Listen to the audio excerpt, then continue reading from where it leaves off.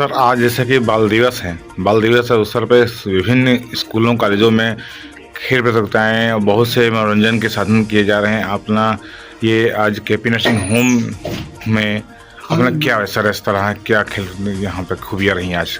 देखिए सर, आज KP nursing and paramedical training college का मैं डायरेक्टर हूँ, डॉक्टर प्रदीप मेहता। और आज वो 14 नवंबर ऐतिहासिक दिन है। पंडित जवाहरलाल नेहरू, हमारे भारत के स्वतंत्रता संग्राम सेनानी और प्रथम प्रधानमंत्री का जन्मदिन है। उनको चाचा नेहरू कहा जाता था और बाल दिवस में मनाया जाता है। क्योंकि मेरा नर्सिंग कॉलेज है, जीएनएम एनएम की लड़कियां पढ़ती हैं, तो मैंने उनसे आग्रह किया कि बच्चों के लिए क्या है आपके कार्यक्रम में। बच्चों की 3 चीज़ें हैं: बच्चों का पोषण, उनको कुपोषण से बाहर निकालें, बच्चों को इम्यूनाइज करें और बच्चों को स्कूल भेजने के लिए प्रेरित करें। 3 काम है: एक पोषण, दूसरा इम्यूनाइजेशन, बीमारियों से बचाव के टीके, और तीसरा स्कूल और विद्या, प्री स्कूल जाना। तो बच्चों के लिए यही है। पंडित नेहरू का जो सपना था एक स्वस्थ और अच्छे भारत, तो जब चूँकि हमारे पास नर्सेज है, उनके जो उनका कोर्स है, नर्सिंग कोर्स है, उसमें भी दिवस है। और हमारा जो भारत सरकार के विभिन्न मंत्रालय हैं, जैसे बाल विकास मंत्रालय, खाद्य मंत्रालय, आंगनवाड़ी, आईसीडीएस, ये सारे कार्यक्रम, आंगनवाड़ी, ये सब चलाए जा रहे हैं। ये बच्चों के हित के लिए है, बच्चों को पोषण देने के लिए, बच्चों को टीकाकरण करने के लिए और बच्चों को स्कूल भेजने के लिए। और स्कूल भेजने के लिए जो प्रेरित किया जा रहा है, उसमें सबसे बड़ा रोल मिड डे मील का है। फ्री स्कूल के बस्ते, फ्री डेस्क, ये भारत सरकार और उत्तर प्रदेश सरकारें दे रही हैं। इससे भारत का जो शिक्षा का स्तर है, बच्चों का जो स्तर है, वो बहुत ऊंचा उठ रहा है। सर, ये महिला सशक्तिकरण को लेकर के क्या चाहेंगे कि महिलाएं अपने स्कूल में जेएनएम के कई छात्राएं यहाँ पर हैं, उनको क्या शिक्षा देंगे और अदर जो बाहर की जो महिलाएं हैं उनको सुरक्षा के लिए क्या टॉपिक रहेगा सर? देखिए, महिला को शिक्षित करने का मतलब बहुत बड़ी बात है। हमने आज तक पूरी जिंदगी में यह नहीं देखा कि अगर माँ इंटर पास है, बीए पास है, तो बच्चा उसका अनपढ़ रह जाए। अगर माँ ने गांव में रह के हाई स्कूल भी कर लिया है, चाहे जैसे किया हो, उसने इंटर जैसे भी किया हो, तो शादी के बाद अपने बच्चों को पढ़ाती जरूर है, चाहे कुछ भी हो जाए, चाहे जैसे पढ़ाए। तो एक शिक्षित पिता का बच्चा तो अनपढ़ रह सकता है, लेकिन एक शिक्षित माता की जो संतान है वो शिक्षित जरूर होगी।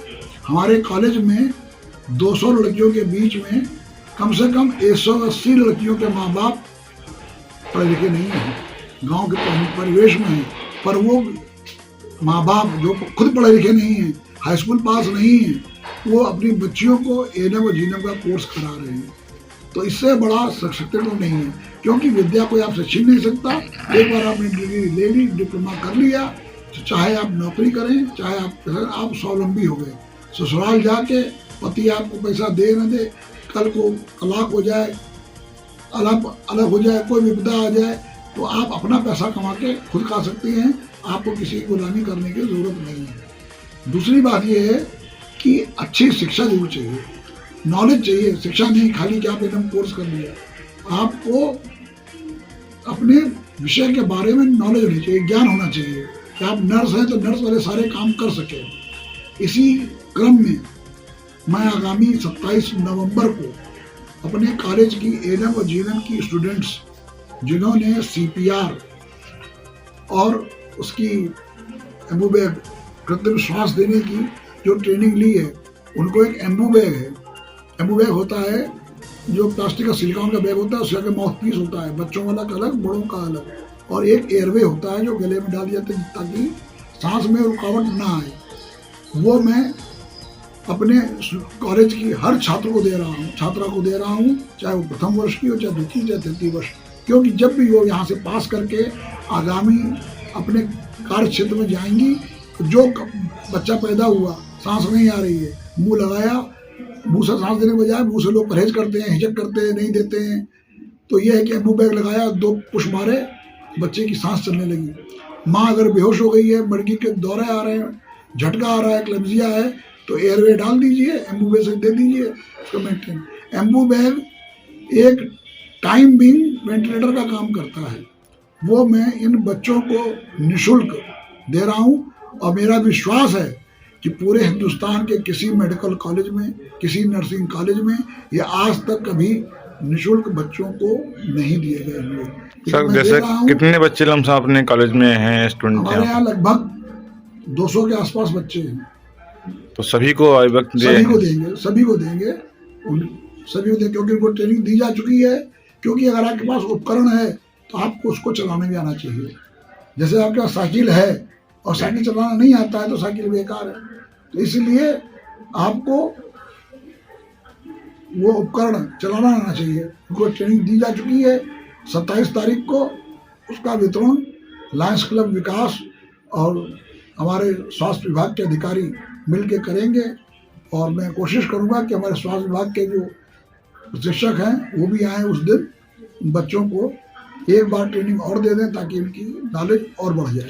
जैसे कि सर महिलाओं के सशक्तिकरण के लेकर देखा जाए, सरकार काफ़ी अभियान चला रही है।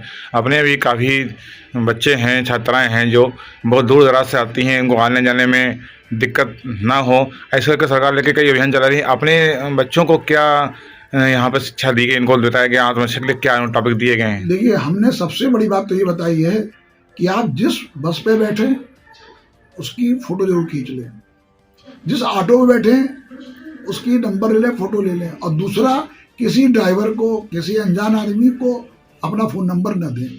होता है कि ऑटो वाले को नंबर दे देती हैं कि हम भैया हमें फ़ोन करेंगे, तुम आ जाना, हमें ले लेना। वो होता क्या है कि उस फ़ोन का आगे उस नंबर का क्या मिसयूज़ होगा ये उनको पता नहीं होता। तो बताते हैं कि किसी अनजान आदमी से आपको मिलना नहीं है, कोई आप अपना नंबर, अपनी फ़ोटो उसको शेयर नहीं करनी है। आप अपने में रहिए और कोई दिक्कत पड़े, हमने उनके आई कार्ड बनवा दिए हैं, गले में आई कार्ड हैं, ताकि कोई भी कहीं भी हो, घटनास्थल कुछ हो जाए तो उस कार्ड को देख के पुलिस वाले या राजन वाले कोई उसको जान सकते हैं कि लड़की हमारे कॉलेज की है। हमको फ़ोन करके या उसके घर पे उसका मोबाइल नंबर भी पड़ा है कार्ड पर, फ़ोन करके उसके माता पिता को सूचित कर सकते हैं।